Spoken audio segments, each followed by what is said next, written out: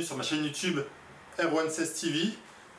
Bon, aujourd'hui vous voyez que j'ai un petit problème de main et aussi de ce côté là, donc de la gauche, car je me suis fait enlever hier une plaque que j'avais au niveau de la main suite à une fracture du deuxième métacarpien. Et du côté de la main droite, j'ai une légère entorse au niveau du poignet.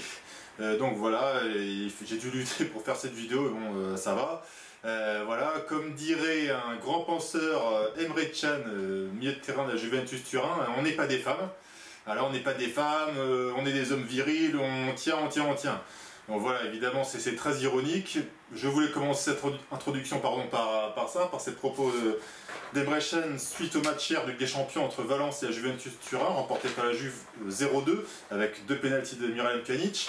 Et le fait de match qui a marqué cette rencontre, c'est évidemment l'expulsion de Cristiano Ronaldo, sa première expulsion en Ligue des Champions.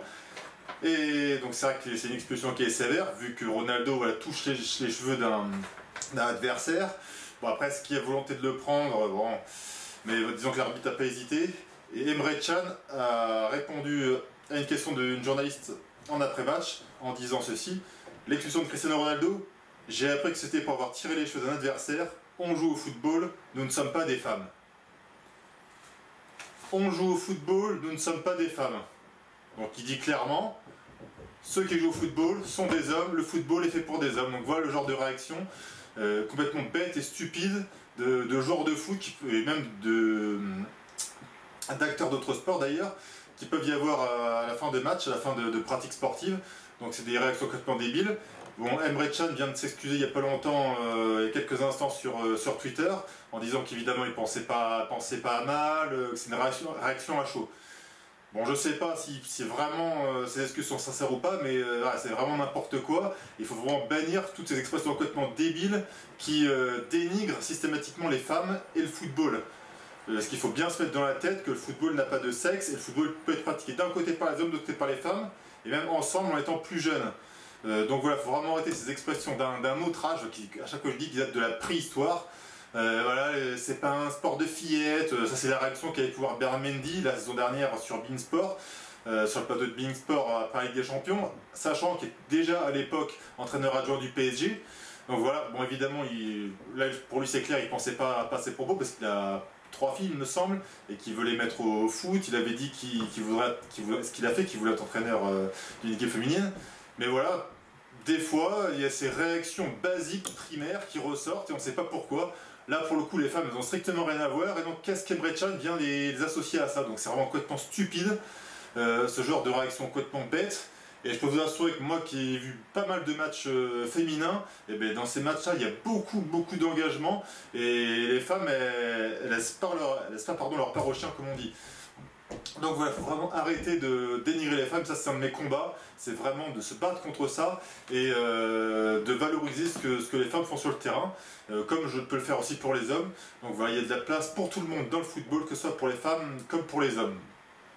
Donc voilà pour cet aparté d'intro. Donc voilà, derrière moi, donc vous voyez un polo du CS Saint-Michel, donc un club à côté d'Angoulême en Charente, dans le département numéro 16, donc avec mes initiales EC Rouen Chapelle, donc le logo du club qui est là. Et sur ma gauche, vous voyez le maillot de l'AG Soyaux, il y a quelques années, le maillot de Laurent Bourgoin numéro 17. Laurent Bourgoin, pardon, qui a joué 45 minutes, match perdu contre le PSG 0-6 sur la pelouse du Stade Le Bon à Angoulême. Match perdu samedi dernier. Et donc Saint-Michel, donc là c'est mon polo perso parce que j'ai pas de maillot, mais ça fait référence au match de Coupe de France perdu par le CS Saint-Michel samedi dernier, 1-6 sur sa pelouse, pardon, face à Cognac. Donc Cognac qui joue en R1 et Saint-Michel qui joue en D2, donc deuxième niveau de district, 4 divisions d'écart.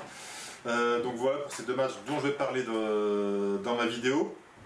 D'ailleurs, petite parenthèse, je fais un petit peu de pub pour le CS Saint-Michel avec un nouveau sponsor, parce que j'ai le t-shirt, vous le voyez. Donc un de la pub pour les garages Payer, donc à Angoulême. Donc voilà, pareil, vous voyez le logo du CS Saint-Michel, EC, donc toujours mes initiales. Donc voilà, un peu de pub pour le club ne fait pas de mal. Garage Payer. Donc Alexandre Payer, qui est un joueur du club qui joue en équipe A, qui a joué justement contre Cognac, on y reviendra en fin de vidéo. Puis aussi je fais une petite dédicace à Johnny Autant, le gardien du CS Saint-Michel, qui dit qu'il a déjà vu les 2 premiers épisodes du R16 TV Show et qu'il attendait la 3e vidéo.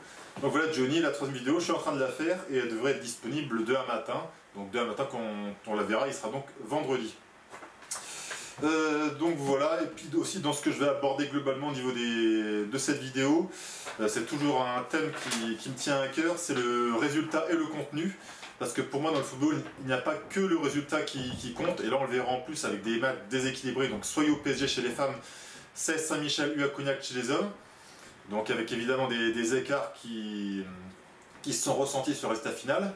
Mais voilà, il faut remettre le contexte en perspective pour bien comprendre ce qu'ont été ces matchs. Et donc voilà, j'en reviens au programme de ma vidéo, donc c'est un programme qui va être assez classique. Donc je vais commencer tout d'abord par les femmes avec la troisième journée de la division 1 qui s'est déroulée samedi et dimanche dernier. Donc 5 matchs samedi, 1 match dimanche. Ensuite, programme de la quatrième journée de D1 qui va se dérouler ce samedi et ce dimanche.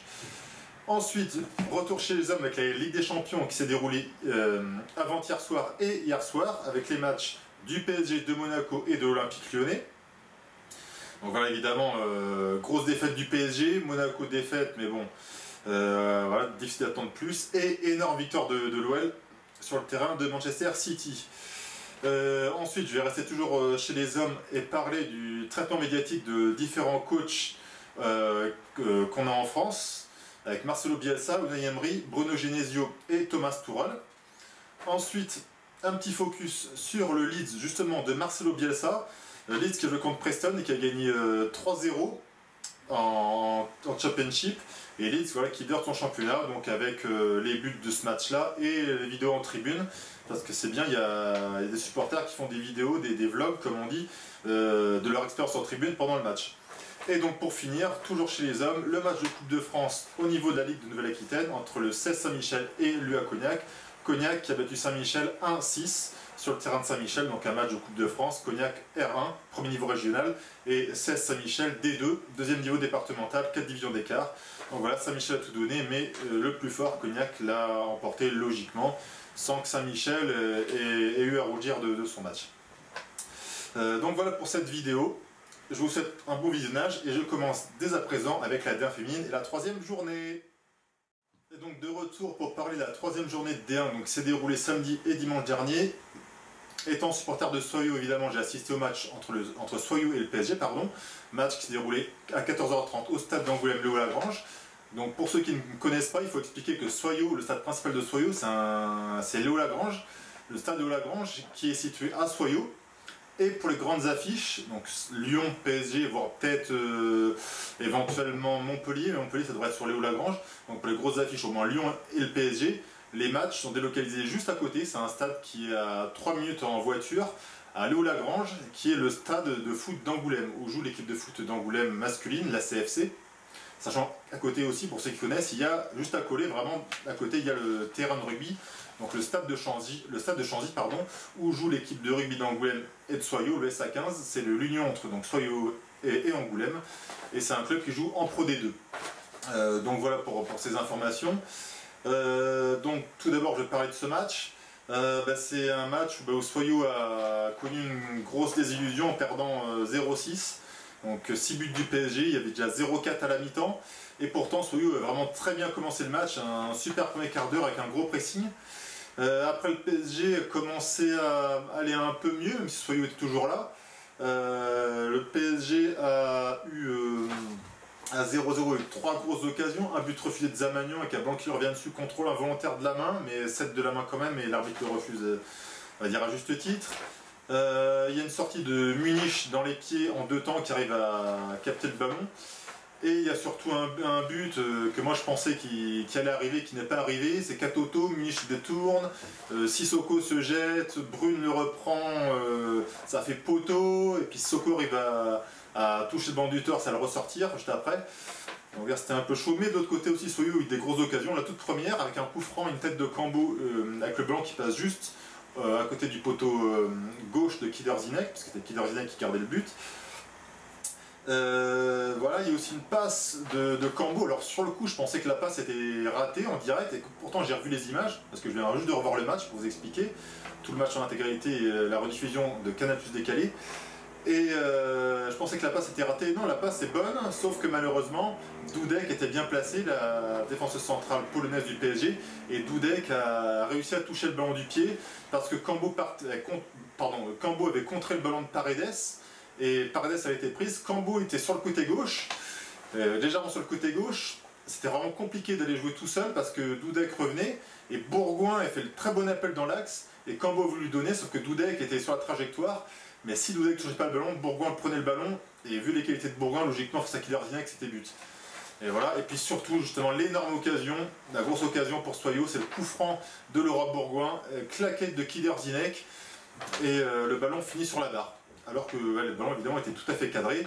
Et encore une fois, selon le travail très professionnel de la FFF, qui, dans ses meilleures parades, n'a évidemment pas mis cette parade de Killer-Zinec, alors que c'était encore une fois clairement la meilleure de la journée. Mais bon, passons, on est habitué au professionnalisme de la FFF et des gens qui font les vidéos. Donc voilà, 0-0 à ce moment-là, et juste après le coup franc, on va dire, ça a été le début de l'enchaînement catastrophique pour les SJ. Mauvaise passe de Clérac qui remet en retrait, et le ballon qui arrive à Diani qui frappe. Munich semble sur la trajectoire mais se manque. Bon, c'est vrai que la frappe de Diani est quand même instantanée et assez violente. Et voilà, ça fait 1-0, un but bête. Voilà, ça commence comme ça. Et juste après, ben là c'est entre guillemets le pompon du match pour Soyaux, ce qui explique vraiment le lâchage total. Diani seul peut se permettre de passer le ballon à Lawrence complètement seul à droite. Lawrence qui ajuste son centre. Brune qui n'est pas prise au marquage pique au premier poteau et la frappe, mais rate sa frappe, ce qui fait que ça se transforme pour une passe au deuxième poteau pour Katoto qui est pareil, qui n'est pas prise du tout et qui marque dans le but vide. Donc voilà, c'est un but qui résume bien le fait que Soyaux est complètement lâché à ce moment-là, mentalement, ça a craqué. Alors comme l'a expliqué Awa Sissoko, la défenseuse latérale droite sur ce match de l'ASJ, moi c'est vrai que je pense que donc faut expliquer que par rapport au match de Lyon, les Sojadiciens étaient venus à Lyon pour vraiment défendre à fond et vraiment prendre le minimum de buts possible, alors que contre le PSG, l'approche du match était différente. L'idée était d'aller plus vers l'avant et de se procurer des occasions, voire de marquer. Et je pense qu'après cette occasion, ce coup franc de Laurent Bourgoin qui est passé de peu et une qualité de Killer-Zinec près de faire but, plus le fait que le but soit quasiment donné au PSG avec voilà, une erreur de Clérac et puis bon, Munich qui n'arrive pas à détourner le ballon, et vu ses qualités on sait qu'elle pouvait le faire, ben, je pense que ça a mis un coup terrible sur la tête des Sojadiciennes, et mentalement à ce moment là ça a craqué. Les joueuses tout d'un coup se sont mises à faire moins les efforts, et puis sur le deuxième minute comme j'ai expliqué, voilà, ben, le marquage est complètement inexistant, et puis les Parisiennes se sont régalées. Et sachant, ce qu'il faut dire, pardon, c'est que les Parisiennes, hormis sur les 3 premières actions, tout ce qui est venu après, quasiment, c'était du 100% réalisme. Froid, cynique, efficace. Et on va le voir après avec le troisième but. Un ballon attaque rapide. Zamagnan légèrement sur le côté gauche qui met une passe parfaite sur Diani. Colin qui n'est pas assez aligné. Alors je ne sais pas s'il avait été aligné, s'il y aurait eu hors-jeu de Diani. J'ai toujours dit que le ballon de Zamagnan est parfait. Diani contrôle un peu bizarre, pas académique, du menton a priori. Mais elle se mène bien le ballon, elle file. Et puis là aussi un peu de réussite, elle croise son tir et ça fait poteau rentrant. Donc on peut dire que déjà tout a souri dans ce match à Diani ou presque. Même chose pour Brune qui marque le 4e but. Avec un centre qui tout d'abord part de la gauche sur la droite, et Diani en une touche remet le ballon dans la surface, et la Brune qui n'est pas prise au marquage, qui fait une super reprise de volée à ras du poteau gauche de Munich. Et voilà, 4-0 à la mi-temps, alors pourtant les 31 minutes de Soyaux étaient bonnes. Voilà, c'est vraiment cruel, mais bon, après aussi au fil de Soyaux de se remettre en question. Le côté gauche de Soyaux a eu des difficultés. L'absence de Vienne Bodo s'est fait sentir parce qu'on manquait vraiment de vitesse de ce côté-là. Après c'est vraiment général défensivement, je mets toutes les joueuses ensemble. Voilà, ça a lâché, le marquage n'a plus été assuré. Bon, le pressing qui baisse au fur et à mesure des minutes, c'est compréhensible parce qu'on ne peut pas tenir un gros pressing face au PSG tout un match. Mais qu'on ne soit pas dans l'impact derrière défensivement, ça c'est pas possible. Et voilà, il faut que les filles se rendent compte de ces erreurs-là. Et on n'a pas le droit de lâcher comme ça dans un match et de plus faire les efforts défensifs, quoi. Il faut vraiment s'appliquer, et toutes, de la gardienne à l'attaquante. Donc voilà, moi j'espère que les filles vont se reprendre. Bon, deuxième mi-temps, quand on prend 4 buts, le match il est plié, comme si on se prenait un carton rouge en fin de première mi-temps. D'autant plus que je répète, Soyo contre le PSG, c'est vraiment David contre Goliath. Et là, bon, à moins d'essayer de réduire le score, bon, c'était compliqué. Donc voilà, alors, la deuxième mi-temps repartait pas trop mal. Bon, déjà, il faut expliquer que Bourgoin, qui s'était un peu ressenti après un choc, est sorti, à part une légère béquille. Le coach a voulu faire rentrer Eugene Dacosta pour renforcer un peu ce milieu de terrain, pour essayer d'endiguer un peu les vagues parisiennes, surtout Gaillero qui maîtrisait le jeu au milieu. Voilà, car il faut dire que les milieux de terrain parisiens devant le but ont eu tout loisir de faire les passes qu'il fallait, les avant-dernières passes comme on dit. Et donc voilà, Dacosta est rentré à la mi-temps, mais ça n'a pas empêché Lamary de mettre un but magnifique, une belle lucarne. Donc c'est pour ça que je dis que quasiment tout a réussi au PSG. Et le dernier but, c'est un ballon long en profondeur de Brune qui est entre deux défenseuses de Soyo. Et voilà, une touche qui met le coup de patte qu'il faut. Minich qui attendait peut-être une frappe pour le premier poteau, et puis le ballon qui arrive au deuxième. Voilà, difficile de faire mieux pour elle. Voilà, c'est vraiment tout a souri à Brune, tout a souri à Diani qui était en feu ce samedi-là. Donc voilà, j'ai fait une vidéo à la mi-temps de ce match, je l'ai publié sur Twitter. Donc je vais préciser mes pensées. Alors, moi je le redis, j'ai pas été impressionné par le collectif du PSG. C'est pas comme à Lyon, c'est pas un collectif qui nous a roulé dessus tout le match.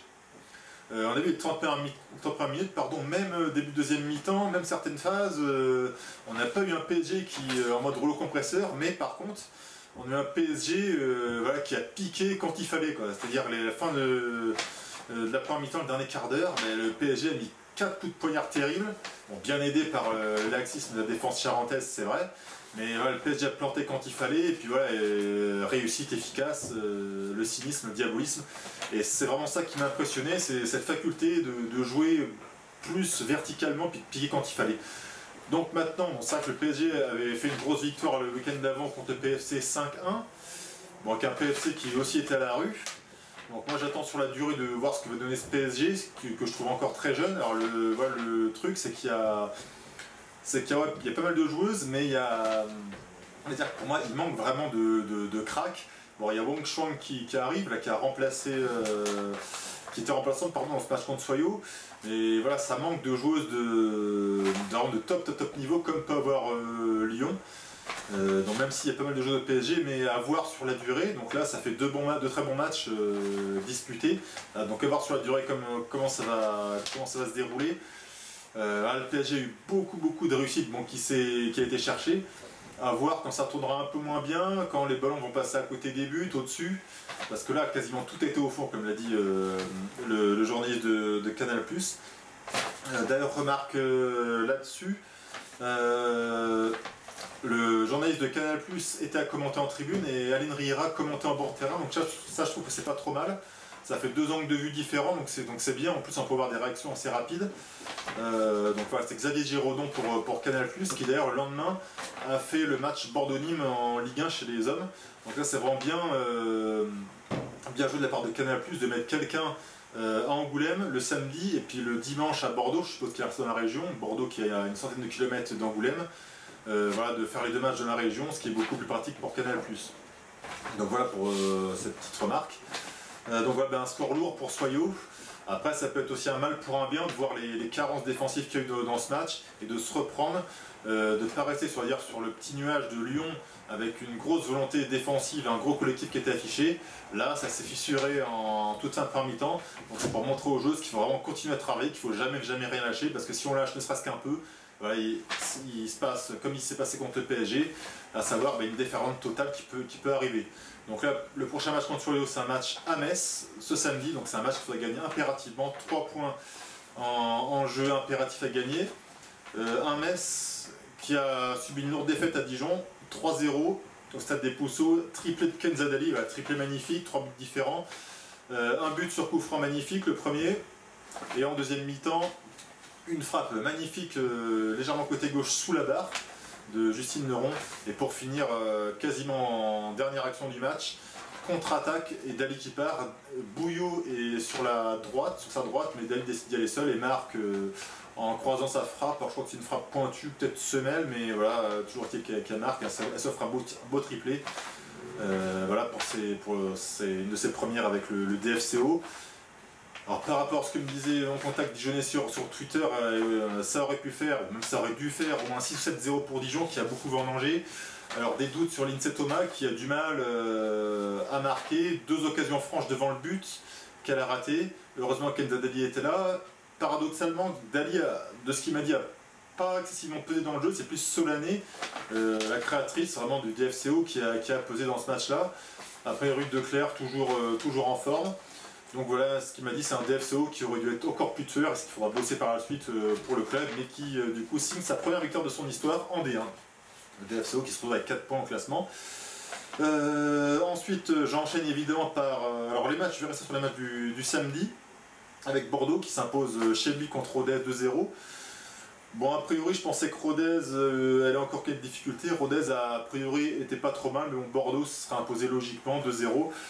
But de Gilles sur corner et but d'ACI qui a mis son coup de patte, donc 2-0. 2 victoires en 2 matchs pour Bordeaux, qui commence très bien son championnat.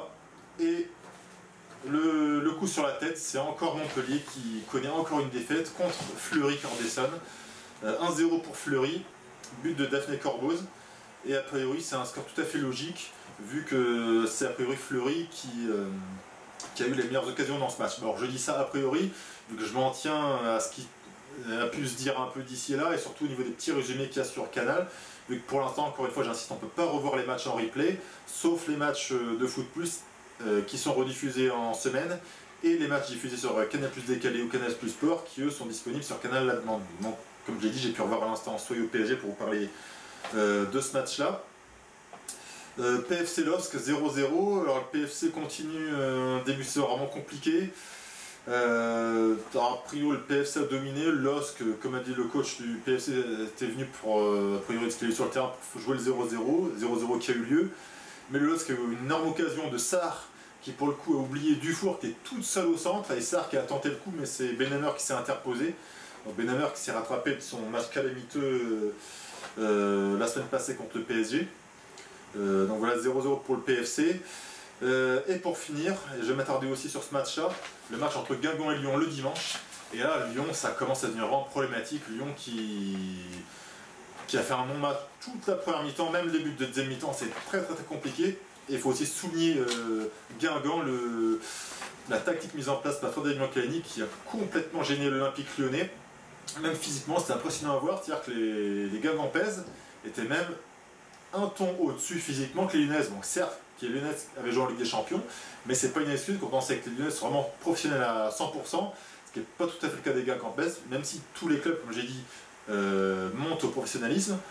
Voilà, Lyon qui s'est fait bouger toute une mi-temps, même au début de deuxième mi-temps, et qui a dû compter sur le sommaire, qui a mis 1, 2 et 3 buts pour gagner 3-0, mais il ne faut pas se fier au score, c'était un match très compliqué à gagner pour Lyon. Et comme je dis, ça commence à se compliquer parce qu'on l'a vu déjà contre Soyaux à Lyon, c'était pas évident.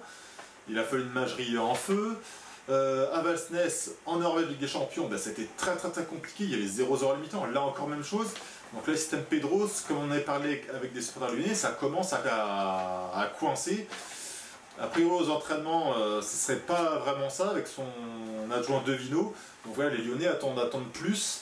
Et là, voilà, Lyon, clairement, en manque de souffle, il faut vraiment apporter un souffle de nouveau parce que il n'y a plus l'étincelle qu'il y avait avant.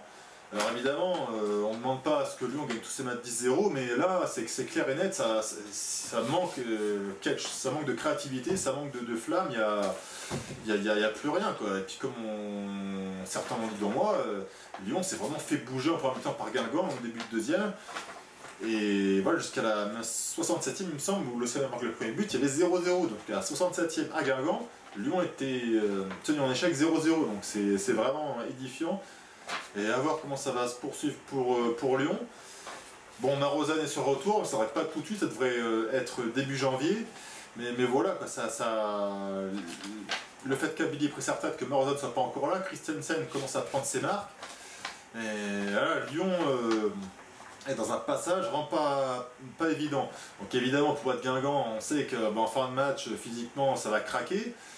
Mais voilà, ça va pas continuer tout le temps, et si l'OL compte un gros et donc par exemple contre le PSG, ben, ils peuvent se surprendre sur un match comme on l'a vu au final de Coupe de France la saison passée. Donc voilà tout ce que j'avais à dire cette journée. Au niveau du bilan, donc l'OL récupère la première place qu'avait le PSG le soir du samedi avec sa victoire, donc 6-0, 0-6 à Soyaux. Donc l'OL avec ses 3 buts reprend la première place, 9 points égalité avec le PSG, mais une meilleure différence de but, plus 15 pour Lyon, aucun but encaissé, 15-0, 15 buts marqués, 0 encaissé, et plus 11 pour le PSG, 12 buts marqués, 1 but encaissé. Et derrière, comme je disais la semaine dernière, il y a les 2 pôles à gratter qui sont déjà là, Bordeaux et Fleury, tous de 6 points. Sachant que Bordeaux a eu un match reporté contre Metz, et Bordeaux, si le match avait été joué et battu Metz, Bordeaux aurait déjà pu être à 9 points. Mais Bordeaux est déjà là à la 3e place avec Fleury. Derrière, il y a 4 points, le PFC, le LOSC et le DFCO, tous les 3 à 4 points. On s'attendait peut-être que le PFC soit à 6 points, avec une victoire sur le LOSC, peut-être même voir 7, avec au moins un nul contre le PSG. Là, le PFC a sombré contre le PSG, là contre le LOSC a eu du mal et n'a jamais réussi à faire la différence. Donc voilà, c'est encore une saison qui démarre de manière compliquée pour le PFC, on va voir ce que ça va donner. Mais il y a une équipe qui est encore plus en difficulté que le PFC, et ça, attendez, pas vraiment, on va dire que c'est le MHSC Montpellier. Montpellier qui a 3 points, et 3 points sans avoir joué ni l'OL ni le PSG. En ayant joué Bordeaux, en ayant joué Fleury et en ayant joué le DFCO Dijon au premier match, Montpellier ne compte que 3 points, et surtout, peut-être qu'il est le plus inquiétant, un seul but marqué, 2 buts encaissés, et un but marqué, c'est même pas un but dans le jeu, c'est un but voilà, sur un centre et d'écart qui suit au 2e poteau. C'est même pas une action construite. Donc voilà, c'est commence vraiment à être inquiétant pour le MHSC, un seul but marqué, donc je dis 2 buts encaissés, mais 2 buts qui comptent cher, vu que ça fait 2 défaites 1-0 à chaque fois, Bordeaux puis Fleury, et donc Montpellier qui se retrouve à la 8e place, qui n'a plus dû connaître depuis un certain temps. Égalité de points avec Montpellier et Soyaux, bon ça on s'y attendait, 3 matchs, 3 points, mais 2 matchs aussi contre Lyon et contre le PSG. Bon, malheureusement, les 4 buts contre Lyon et donc les 6 buts contre le PSG, plus le but encaissé à Rodez, fait que Soyaux pour l'instant la plus mauvaise défense du championnat. Et bon, ça, on va dire, on s'y attendait, comme je disais, avec les 2 gros matchs que Soyaux a connus. Et donc là, le match contre Metz, c'est l'impératif pour Soyaux de marquer 3 points, puis de remonter au classement et de pouvoir marquer des buts. Et derrière, c'est déjà les 3 équipes pour qui peut-être on a eu le plus de crainte, qui sont en queue de classement. Guingamp, 1 point, malgré son super match contre l'Olympique Lyonnais. Donc il faudra que Guingamp persévère dans ce qu'il a fait contre l'Olympique Lyonnais, parce que c'est bien beau de le faire une fois contre un gros club, mais il faut aussi le refaire les autres fois, et ça on le verra d'ailleurs avec l'OL masculin par la suite.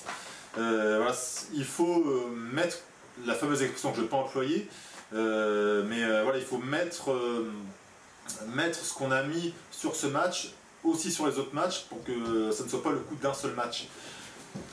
Et donc les 2 derniers qui sont Rodez et Metz. Donc c'est un début de saison très compliqué pour Rodez et donc aussi pour Metz. Et de ce que me disait mon contact dijonnais, Metz m'a dit une équipe vraiment très très faible. Donc ça sera à Soyaux d'en profiter pour le prochain match, de montrer qu'il est plus fort, ou alors à Metz de se relever et de montrer qu'il a vraiment les capacités pour pouvoir exister en D1. Donc voilà pour ce classement. Et tout de suite je vous fais un point sur le programme de la prochaine journée, donc la 4e journée qui va se dérouler ce samedi et ce dimanche en première division. J'ai oublié de vous dire que de suite, après cette petite vidéo, vous allez retrouver en image les 15 buts marqués dans cette 3e journée de première division. Et je vous mets aussi dans la description de cette vidéo le lien vers le magazine D1 Le Mag pour cette 3e journée de Division 1, donc diffusée le mercredi soir à 22h30 sur Canal+ Sport. Vous y retrouvez en présentation Valérie Gauvin, l'attaquante du Montpellier Hérault Sport Club, donc qui a perdu ce week-end contre Fleury, qui est en présentation.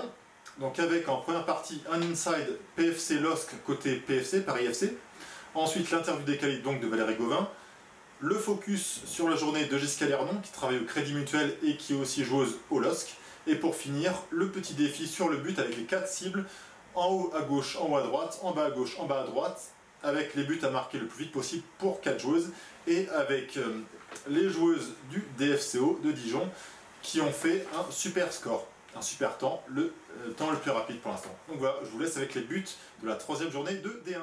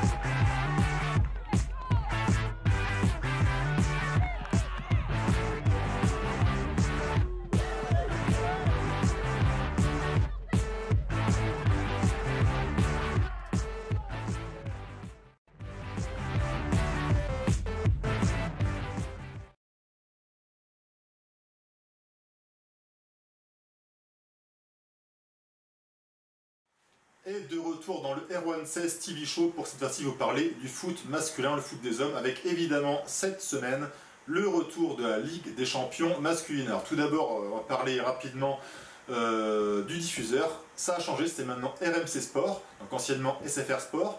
RMC Sport voilà, qui est disponible sur les box SFR, comme c'est mon cas. Mais il a quand même fallu que je rajoute 9,99 € par mois pour avoir accès aux chaînes RMC Sport 1, 2, 3 et 4, donc pour avoir les matchs de Ligue des Champions. Parce que si je ne payais pas, j'avais juste accès aux chaînes RMC Access. Et c'est pas sur ces chaînes-là que sont diffusés les matchs de Ligue des Champions ou les matchs de Première Ligue du championnat anglais. Donc voilà pour ça. Et pour ceux qui ne sont pas abonnés, qui n'ont pas la box SFR, il y avait un abonnement digital, mais a priori il y a eu un bug total, ce qui fait que les gens qui ne sont pas abonnés par la box SFR n'ont pas pu voir les matchs malheureusement, sauf à regarder des liens en streaming. Donc voilà, c'est un premier gros couac du diffuseur, mais bon, chez moi ça a bien marché, je m'en réjouis. C'est vrai que j'ai mis pas mal d'argent en plus pour avoir le Infini, donc Canal+, et j'ai un abonnement donc à Canal+, RMC Sport et Beansport en double, puisque Beansport je l'ai via Canal+, et via SFR. Donc voilà, on va dire que moi je suis blindé, même si je paye quand même assez cher. Et c'est vrai que c'est pas donné à tout le monde. Moi qui, en étant plus petit, quand j'entendais parler de Canal+, rêvais de pouvoir voir cette chaîne, vu que mes parents, il n'y en avait aucun qui était fan de sport, et en plus pas fan non plus de la télévision, n'étaient évidemment pas du tout abonnés à Canal+. Donc voilà pour ce petit détail. Et donc la Ligue des Champions a repris, et ça a repris très fort avec le match mardi soir entre Liverpool et le Paris Saint-Germain. Et là, bah, c'est-à-dire que c'était une catastrophe, une calamité, il faut chercher tous les termes, mais le PSG a été ridicule, j'ai jamais vu un PSG aussi nul que ça. Comme je disais, même le fameux 6-1 à Barcelone, le PSG n'a pas été aussi mauvais pour moi, parce que sur ce match-là, bon, par mi-temps, déjà sur tout ce match-là, Barcelone, hormis la fin de match où ils ont été en lévitation, Barça n'a pas été si stable que ça, c'est vraiment le PSG qui était je ne sais où. Et donc à la mi-temps il n'y avait que 2-0. Après, alors le but par exemple, je ne sais plus s'il est marqué à 2-0 ou à 3-0, je crois qu'il était à 3-0, le PSG revient à 3-1, peut même revenir à 3-2. Et après il se passe un truc de folie en fin de match avec 3 buts de suite qui arrive à 6-1 et donc l'élimination du PSG. Mais là, 6-1 sur ce match contre Liverpool, pour moi, il y a eu 3-2 pour Liverpool, mais le reflet du match était au moins un 5-0 pour Liverpool. Le PSG s'est fait marcher dessus du début à la fin, hormis peut-être un petit moment dans la première mi-temps, vers la 25-30e, où le PSG commence à ressortir la tête de l'eau, mais très très légèrement, mais il s'est fait rouler dessus tout le match. Neymar et Mbappé n'ont quasiment rien fait, hormis le but d'Mbappé où Neymar fait une percée, et puis Mbappé en profite, aussi un tir de Neymar au début du match, mais ils ont perdu un nombre de duels de fou. Neymar a dû perdre de 12 duels, je crois, le record. Enfin, c'était un truc de dingue. Mbappé n'a rien fait avec ses grilles. Là, c'est pas passé. Et ça reflète ce qu'on voit depuis pas mal de temps au PSG, c'est qu'il leur manque ce caractère. C'est pas possible. À Liverpool, on voit des joueurs comme Milner, comme Anderson, comme Wijnaldum, qui sont peut-être pas intrinsèquement plus forts que les PSG. Techniquement, pardon, intrinsèquement plus forts que le PSG, les joueurs du PSG, mais qui ont un caractère de folie. Ils se sont donnés tout ce match comme si pour eux c'était le dernier, comme s'ils allaient mourir sur le terrain. Au contraire du PSG, qui est venu là en spectateur, en touriste. Et ils se sont fait rouler dessus tout le match, pas de répondant, rien du tout. Et c'était vraiment désastreux. Après on peut parler de tactique, on peut parler de Marquinhos au milieu. Oui, c'est vrai que le recrutement du PSG n'était pas bon. Enrique en a pris un peu plein la figure après ce match. Que Tourelle en soit bricolé avec Marquinhos au milieu, c'est pas digne du PSG. Bon, ça que le PSG avait beaucoup mis le mercato précédent sur Neymar et sur Mbappé, mais bon, quand même. Et donc en plus avec Rabiot au milieu et Di Maria qui a retrouvé la place qu'il avait connue au Real Madrid, donc il y a très longtemps de ça. Mais c'est pas sur le plan tactique, c'est vraiment sur l'envie, sur l'abnégation. Le PSG avait aucune envie de gagner ce match, c'est vraiment un truc de fou. Au contraire, son public a été vraiment magnifique. Les 2500 spectateurs parisiens, ils ont soutenu du début à la fin. Ils ont été chaleureusement félicités par les médias anglais pour leur soutien du début à la fin, malgré le entre guillemets carnage qu'il y avait sur le terrain.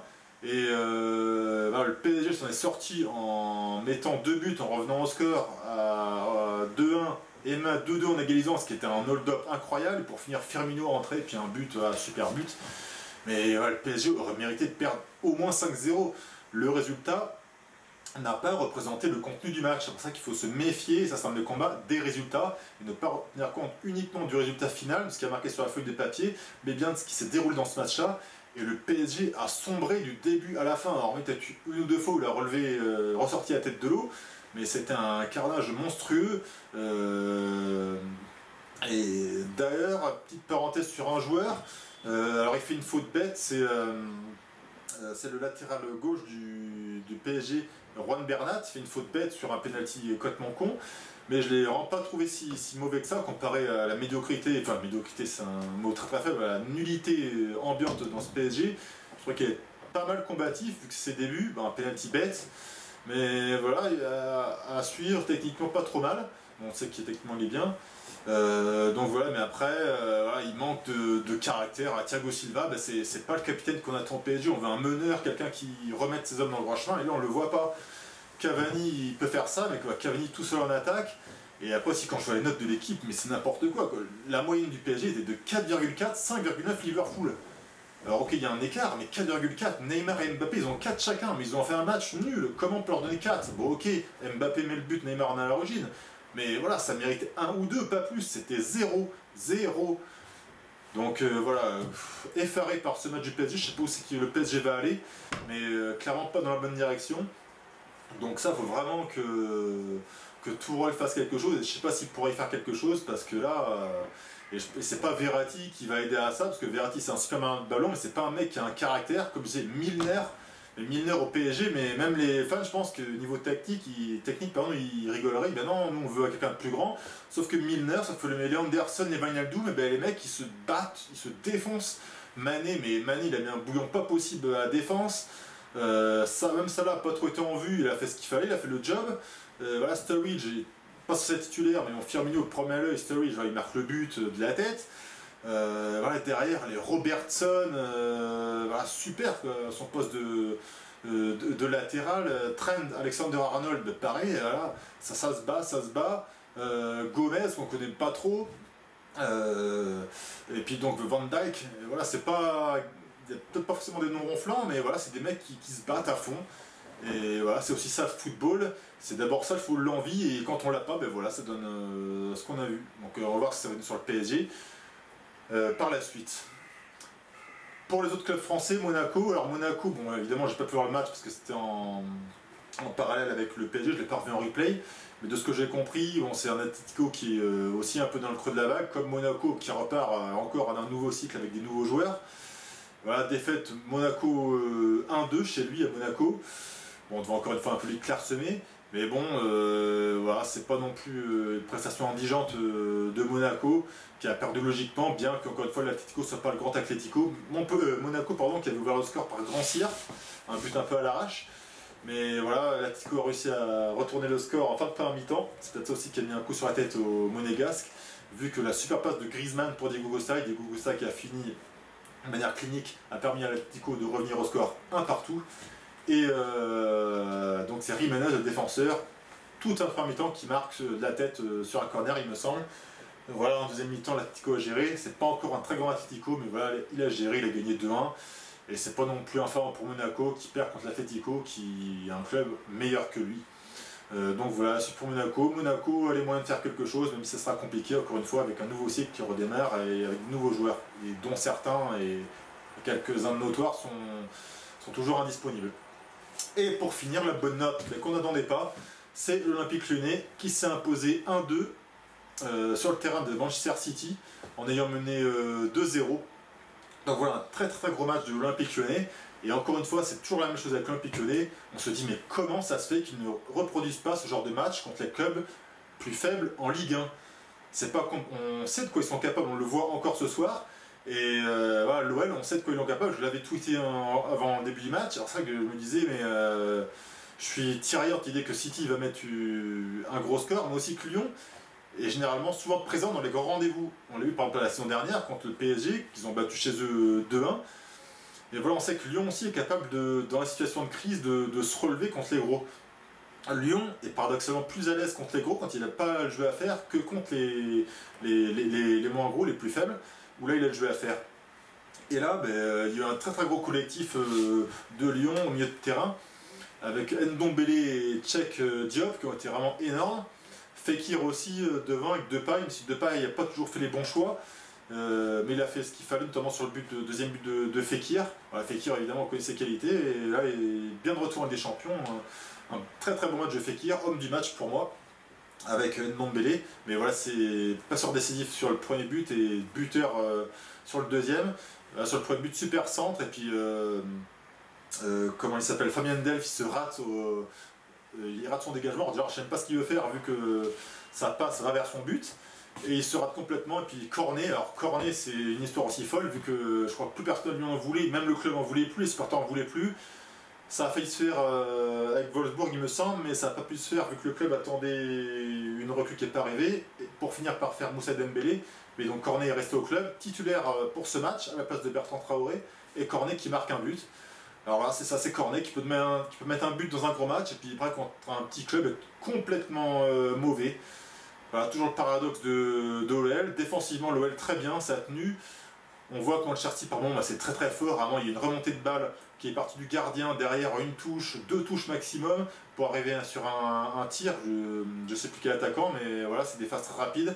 Et on a vu que l'entrée en jeu de Leroy Sané a fait rendre du mal à cette équipe lyonnaise, avec un centre de Sané, débordement sur la gauche, et une conclusion de Bernardo Silva avec une magnifique passe en retrait de Sané. Mais Lyon a tenu, vu que Lyon a 2-0, une balle de 3-0 avec Depay qui trouve le poteau. Voilà, super match de l'OL. Et encore une fois, il faut que ça continue dans la durée, ce que l'OL a du mal à faire. Et ça, c'est un débat que j'aurai par la suite quand je vais parler des entraîneurs. Mais ça, quand on parle de Genesio, Genesio, c'est bien d'être là contre les équipes, les grosses équipes qui font le jeu, mais il faut savoir aussi faire le jeu quand ça s'appelle l'OL, contre Reims, quand on va perdre à Reims, contre Nice, quand on va perdre à Nice, contre Caen, quand on fait match nul miraculeux à Caen, alors qu'en plus on était à 11 contre 10. Voilà, c'est le rôle du coach d'amener sa science et de faire que Lyon gagne ses matchs contre les plus faibles équipes, parce que c'est pas possible d'être déjà à 8 points du PSG. 8 points du PSG en 5 journées en Ligue 1. Et on sait que Lyon est capable de s'arracher dans le contre City. Tout ce que le PSG aurait dû faire, Lyon l'a fait. Lyon s'est dépouillé durant tout le match. Et voilà, c'est une victoire qui était logique et méritée. Enfin, en tout cas méritée, oui, logique aussi. Parce que City a eu beaucoup de défaillances au niveau de sa technique, de ses déchets, de ses transmissions. Mais voilà, Lyon en a profité. Et c'est très bien pour le club de Jean-Michel Aulas. Et d'ailleurs, petite remarque sur Jean-Michel Aulas, qui est toujours à se plaindre des moyens démesurés des gros clubs. Pourtant, lui, qui arrive des fois à battre le PSG, qui bat City chez lui, donc c'est la première fois qu'un club français bat City chez lui, et qui pourtant se plante assez régulièrement contre les petits clubs en Ligue 1, et des petits clubs qui ont grand maximum 6 fois, Lyon a 6 fois plus de budget qu'eux. Voilà, des clubs comme Caen, comme Reims, ils n'ont pas un budget phénoménal, alors que Lyon a un budget, c'est le deuxième meilleur budget du championnat de France. Donc voilà que... Alors évidemment, encore une fois, je ne demande pas à ce que Lyon soit champion de France de Ligue 1, parce que le PSG est évidemment au-dessus, mais on s'attend à ce que Lyon ce soit un grand club de Ligue 1 et qui marque son empreinte et qui finisse deuxième sans problème. Surtout cette saison, il y a Monaco qui repart sur un nouveau cycle. Alors c'est vrai que Marseille s'est renforcé, mais bon, Marseille est quand même prenable quand on s'appelle Lyon.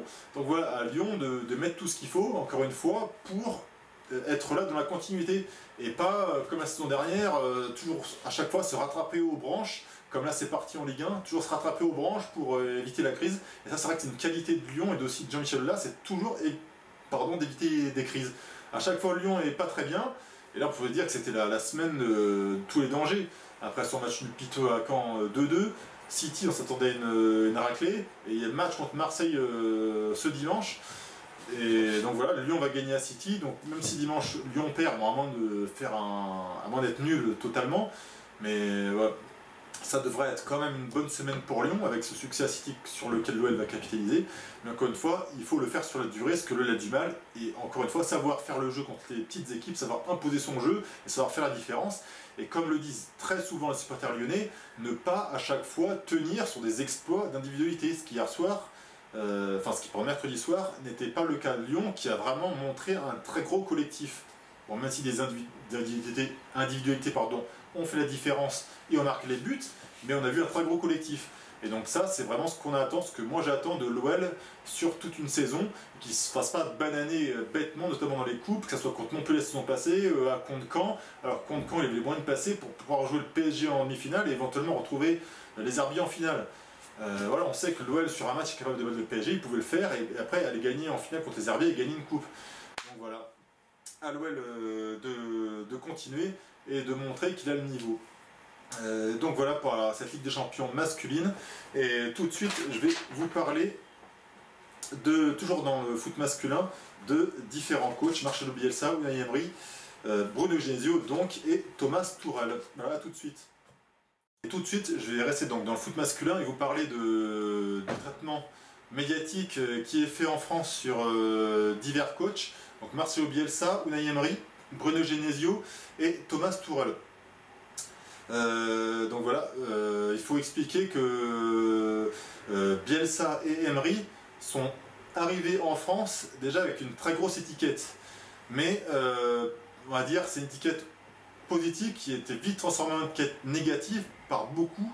Alors pourquoi, j'ai toujours du mal à le comprendre, mais étiquette négative dans le sens où c'est des coachs qui devaient faire la leçon, alors des méchants coachs entre guillemets, qui devaient faire la leçon aux entre guillemets gentils coachs français, leur montrer ce que c'est le travail, ce que c'est le projet de jeu, voilà, ce que c'est le fait de gagner, pourquoi pas des titres comme Emery, d'aller gagner la Ligue des Champions par rapport à Blanc qui avait échoué, Ancelotti aussi avant en Ligue des Champions, pas évidemment au niveau national avec des titres en Ligue 1, en Coupe de France et en Coupe de la Ligue.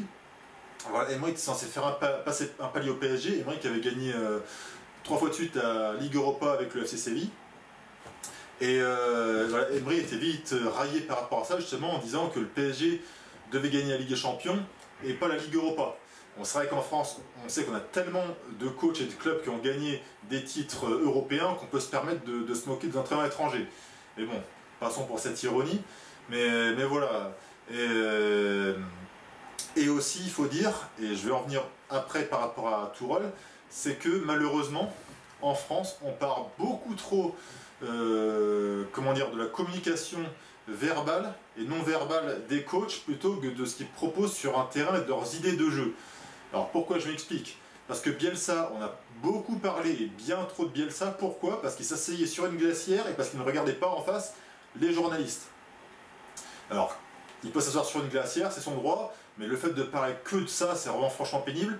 Et le fait qu'il ne regarde pas le journaliste, c'est parce que ça t'a déjà été expliqué, mais encore faut-il comprendre, enfin déjà recevoir l'explication et les comprendre, c'est que ne parlant pas français, voilà, il a honte, entre guillemets, d'affronter, de parler aux gens dans sa propre langue et ne pas être capable de discuter français avec eux. Donc voilà, il a toujours fonctionné comme ça. Rajouter au fait que ça fait depuis une vingtaine d'années qu'il ne fait plus d'entretien individuel. Pourquoi? Ça aussi a été expliqué, mais encore une fois, il n'y a pas beaucoup qui doivent le savoir. C'est parce que pour lui, il veut mettre sur le même pied d'égalité le tout petit journaliste ou le journaliste du très très gros journal. Et pour lui, il ne veut pas favoriser un plutôt que l'autre.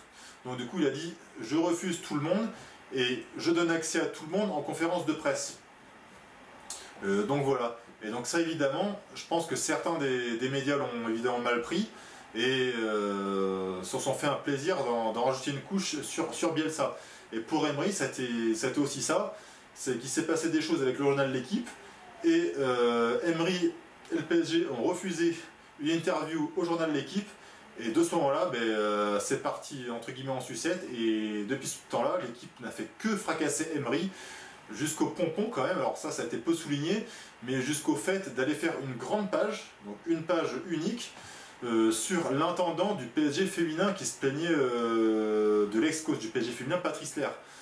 Donc déjà que les pages sur le foot féminin en équipe sont rares, mais là d'aller consacrer une page avec une interview complète à l'intendant du PSG féminin, alors là c'était vraiment grotesque. Bon, évidemment l'équipe fait quelques pages, notamment dans les grands rendez-vous en Ligue des Champions féminines au niveau des finales par exemple, mais là c'était vraiment en pleine saison, on devait être, je sais pas, fin décembre, et d'aller faire ça, enfin c'était pas là, évidemment la seule fois, c'était plein de fois où il y a eu des choses voilà, anti-Emery, on sait que voilà, certains journalistes, Sébastien Tarago, ils vont de cœur joie sur Emery, voilà, dans l'équipe du soir, l'émission sur la chaîne L'équipe, à chaque fois qu'on parlait d'Emery, il n'y avait que Didier Roustan et Johan Mikou pour apporter quelque chose d'autre que les autres à chaque fois s'empresser de fracasser.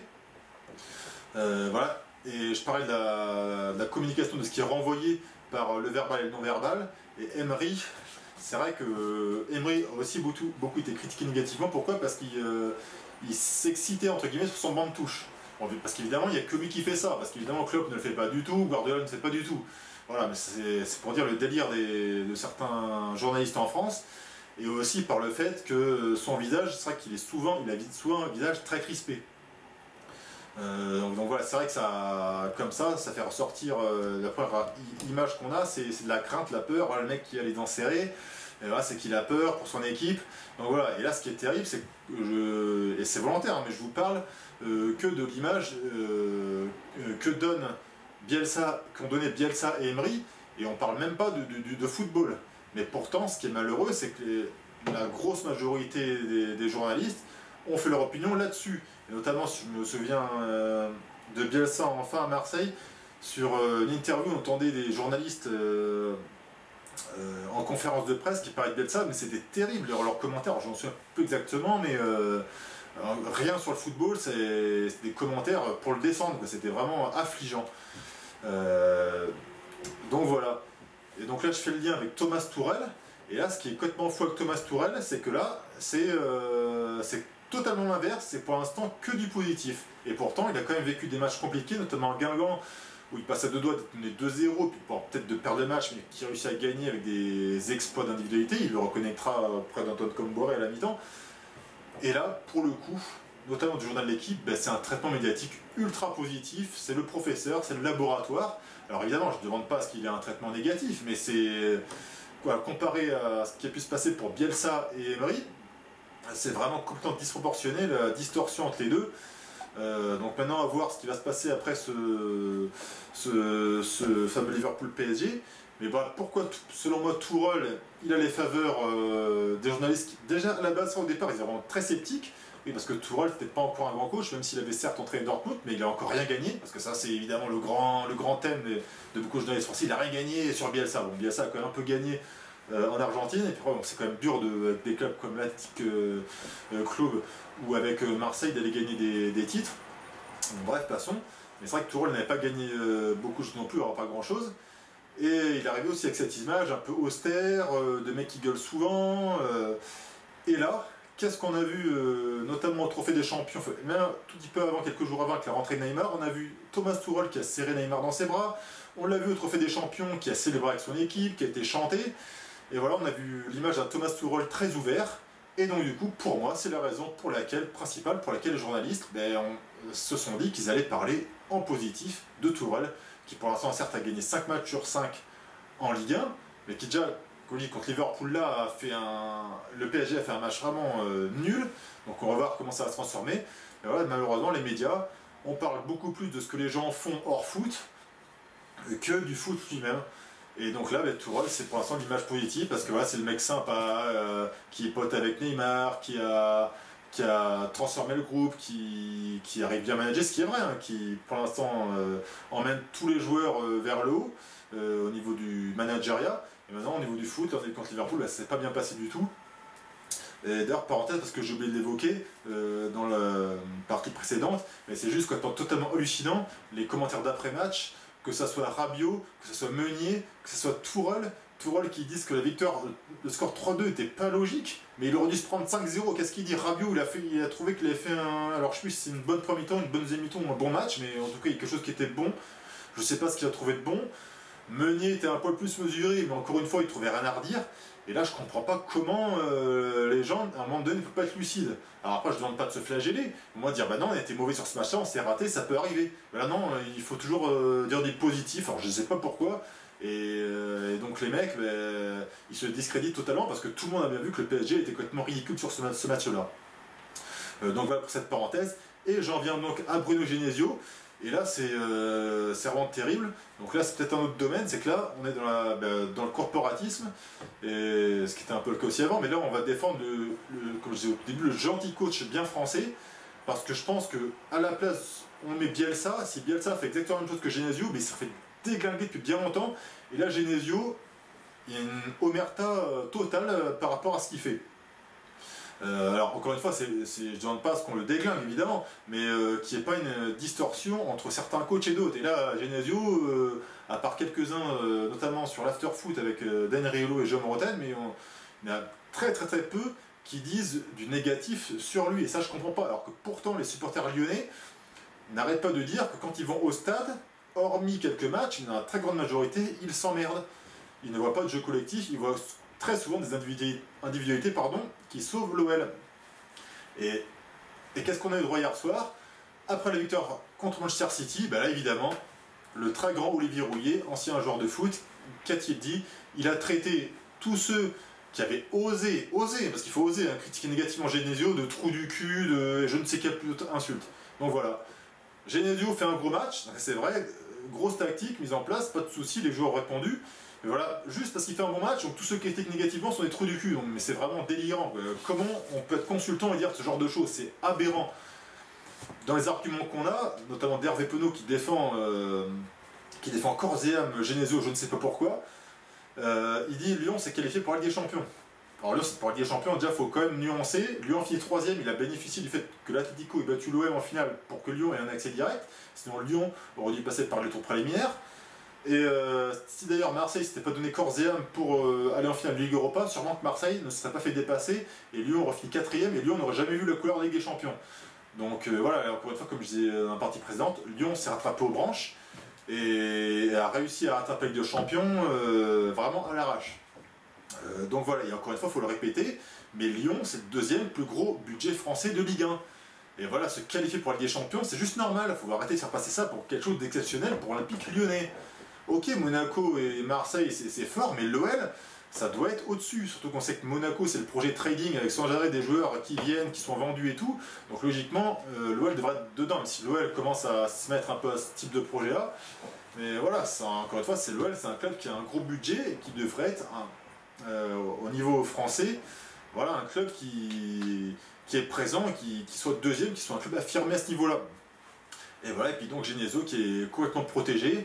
Et bon là, Victor Konski, donc là il a chopé le total d'immunité à jamais, je pense, même si il venait à perdre contre des petits clubs, contre Guingamp ou je ne sais qui encore, on va dire bien, mais vous avez voyez, il a gagné à City. Ah bah oui, mais voilà, mais ce qui est encore aberrant, c'est que Bielsa, lui, il était premier du championnat de France, donc avec l'OM, avec un OM en reconstruction. Ça c'était énorme. Bon, c'est vrai que ça a été dit, mais bon, pas tant que ça. Il finit 4ème, l'OM était le 4ème plus gros budget, on a dit l'OM a raté sa saison. Mais comment ça, l'OM a raté sa saison? Il finit, bon certes, il perd des points en fin de saison, en deuxième partie de saison. Bon, avec en plus un problème avec des joueurs qui sont partis à la CAN, un arbitrage souvent pas très favorable. Bon, des fois Bielsa qui s'est un peu raté sur certains matchs, quand Lorient il me semble. Mais voilà, il finit à la hauteur de son budget. Lyon 3ème, on va dire c'est ric-rac, Lyon c'est le 2e meilleur budget de France, 3ème, voilà. Et là bien sûr Genesio on dit rien sur lui. Même pire que ça, c'est même fabuleux qu'il se qualifie en Ligue des Champions. Enfin c'est totalement aberrant la différence de traitement entre les coachs. Et encore une fois malheureusement le problème c'est ce fameux corporatisme avec trop souvent malheureusement les étrangers et ceux qui viennent avec l'étiquette de révolutionner les clubs qui dès qu'il y a un petit truc négatif se font fracasser. Voilà, dès qu'ils n'ont pas la bonne attitude pour les journalistes, et ils en prennent plein la tête. C'était le cas donc d'Emery, de Bielsa, voilà, parce que Bielsa c'est sa glacière, Bielsa qui regarde pas les gens en face, voilà, fracassé total, rien à faire du football, et par contre l'apparence évidemment ça compte largement plus que le football. Voilà, Tourelle pour l'instant, immunité, on va voir encore une fois après ce match de Liverpool, et Genesio, c'est le petit coach français qui résiste aux envahisseurs, pour certains malheureusement, et donc du coup il faut le protéger. Voilà, il est victime d'odieux supporters lyonnais qui s'en prennent à lui, on ne sait pas pourquoi, parce que les supporters lyonnais ils mentent, hein. Voilà, évidemment ils voient un jeu magnifique, mais non, ils disent que le jeu est nul, donc ils mentent, c'est ces gens là, ils s'en prennent à Genesio qui est pourtant un lyonnais, mais on ne sait pas parce qu'ils l'aiment pas. Genesio a dû rayer leur voiture, leur casque, il a dû leur piquer leurs femmes, je sais pas, leurs hommes, mais les supporters lyonnais ils lui en veulent à mort pour rien en fait, je sais pas. Déjà ils leur veulent pas à mort. C'est juste qu'ils veulent un autre coach, ils veulent plus d'ambition à l'OL. Et vu qu'ils savent que l'OL peut faire ce qu'il a fait contre City, voilà, s'ils savaient que l'OL n'avait pas ce potentiel-là, ils n'auraient pas cette exigence-là. Ils ont cette exigence-là parce qu'ils savent que l'OL peut faire de grandes choses. Et donc voilà, ça a été bien montré par le match d'hier, ce que beaucoup d'entre moi ont noté. il faut avoir cette exigence avec l'Olympique Lyonnais, car il a les capacités de faire.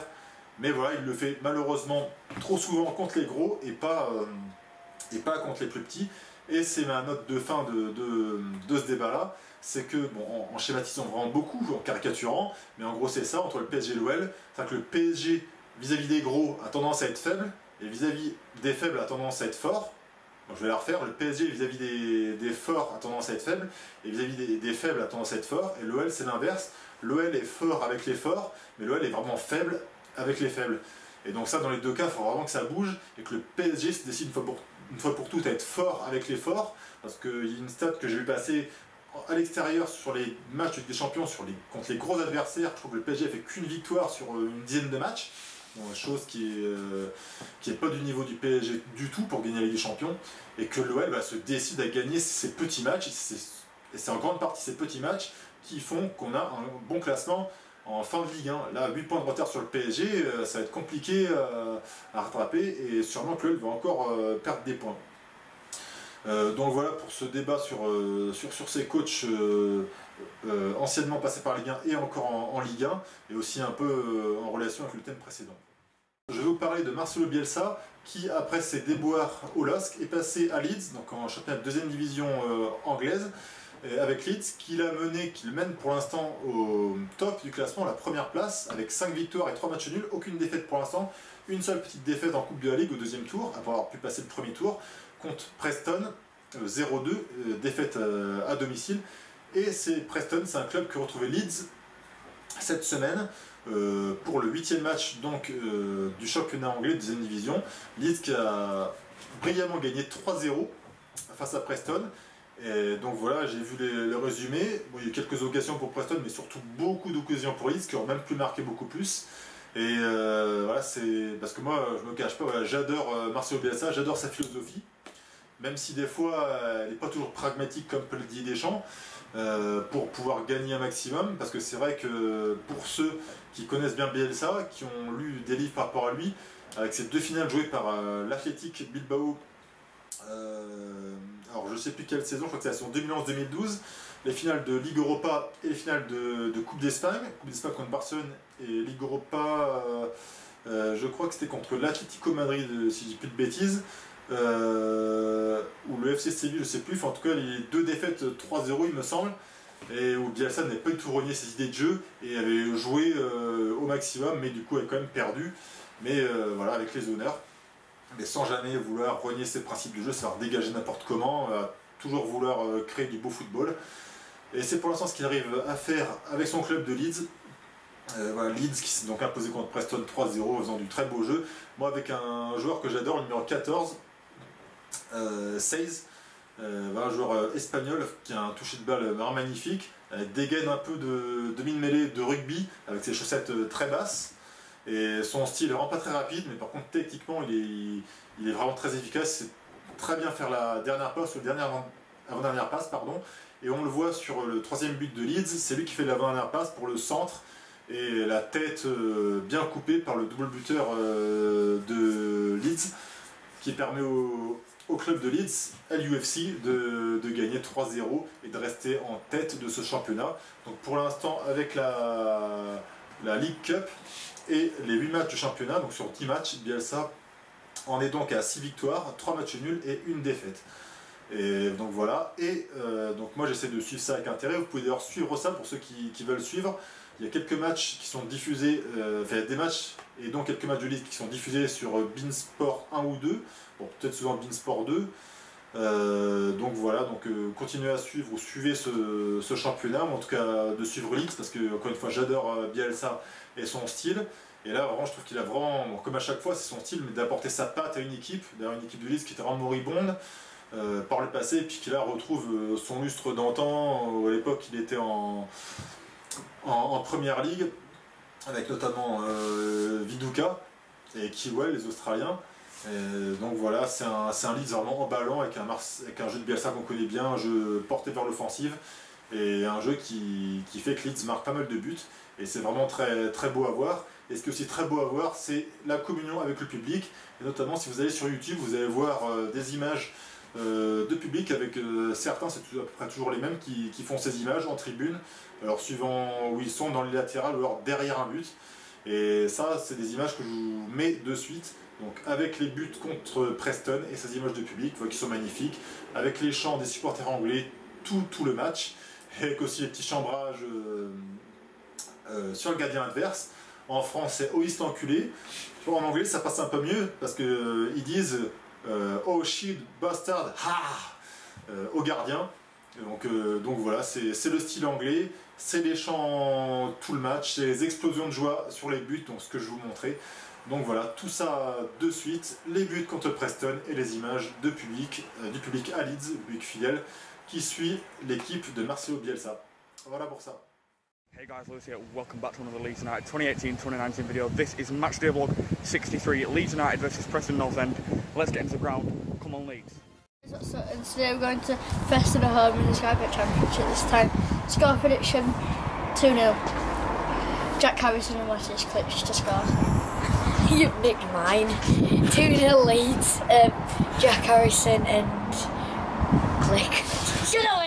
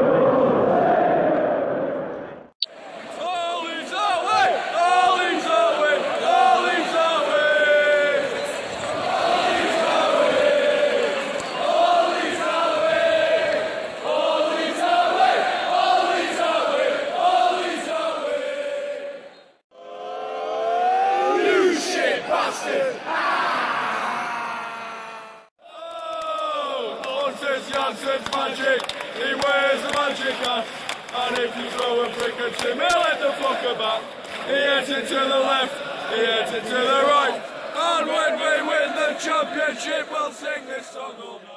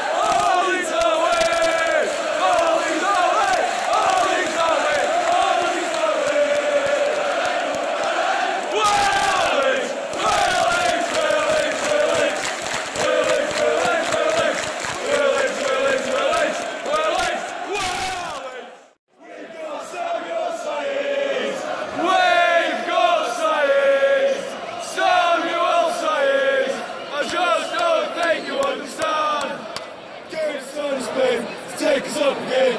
We've got Samuel Street.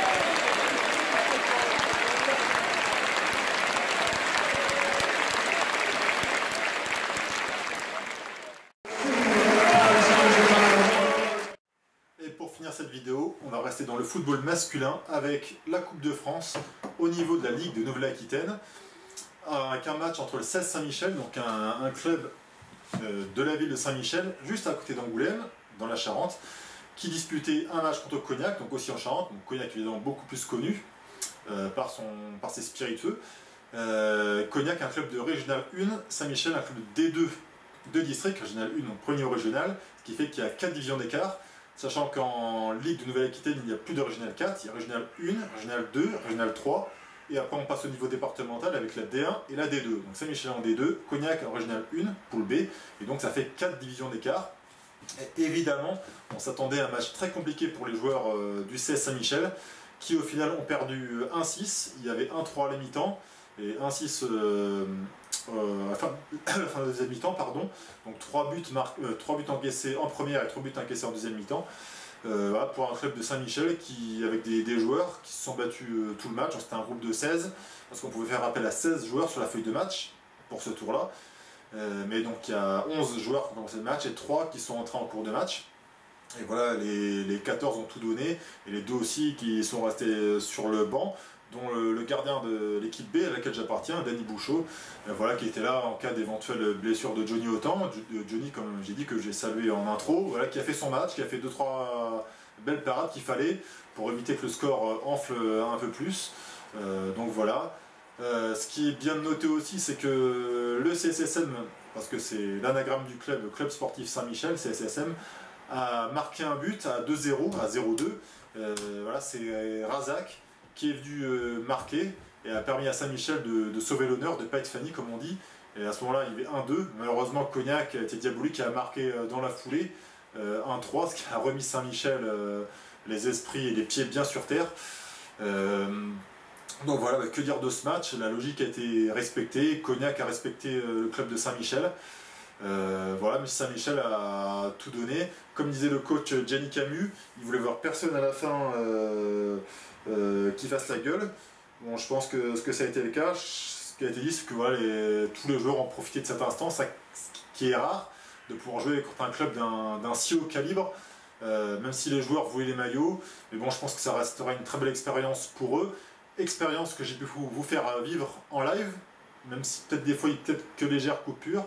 Mais voilà, je vous remets le lien du live de ce match-là, donc dans la description. Donc dans la description, vous avez le lien de la diffusion.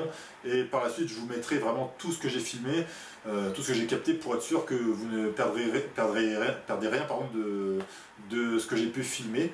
Voilà, l'aventure s'arrête pour le CS Saint-Michel en Coupe de France.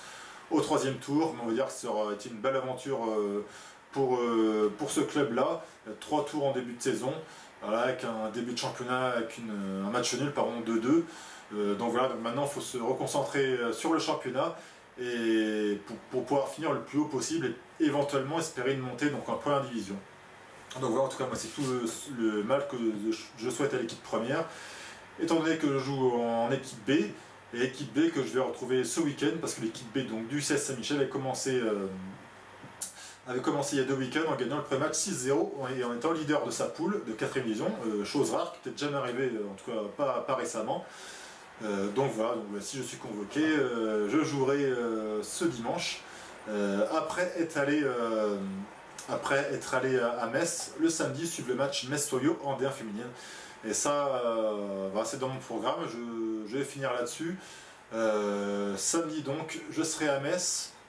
Logiquement, je pourrais faire des interviews en fin de match, et en espérant évidemment en tant que supporter de l'ESJ-Soyo une victoire des Bleus de l'ESJ. Et le dimanche, je me débrouillerai pour revenir le plus vite possible en Charente et pouvoir jouer avec le club du CS Saint-Michel, l'équipe B, le dimanche. Donc voilà, très gros programme de foot pour ce week-end encore. Voilà, ça va être compliqué avec mes 2 mains, mais bon, on va dire qu'on va serrer les dents et logiquement ça devrait passer. Donc voilà, j'espère que cette vidéo vous a plu. Alors c'est vrai qu'encore une fois je fais très long, mais voilà, il y a tellement de choses à dire. Alors c'est vrai que j'ai du mal à... Je vais essayer de m'améliorer par la suite, j'ai du mal à essayer de garder un conducteur précis. Des fois je vais à droite à gauche, voilà, des petites digressions, mais bon c'est vrai que c'est pas évident, j'essaie de dire le maximum de choses possibles. Donc voilà, j'espère que vous appréciez, et encore une fois je vais essayer de m'améliorer au fur et à mesure de ces vidéos. Donc voilà, pour finir, parce que je vais finir là-dessus, ça sera ma conclusion, je vous mets les buts, les 7 buts de ce match de Coupe de France entre le CS Saint-Michel et l'UA Cognac Foot, donc 1-6, et on va finir là-dessus, et vous retrouvez tous les liens en description, donc, et le programme aussi de cette vidéo. Si vous voulez avoir accès à telle ou telle partie, vous avez le programme dans les vidéos. Donc voilà, tous les liens, notamment D1 Le Mag, donc cette diffusion de ce match à CS Saint-Michel-UA Cognac, tout est dans la description. Et donc je vous laisse avec les buts de ce match à Saint-Michel-Cognac. Et j'espère que vous avez apprécié ma vidéo, et je vous dis rendez-vous bientôt pour ce 4e numéro du R116 TV Show. Merci à vous.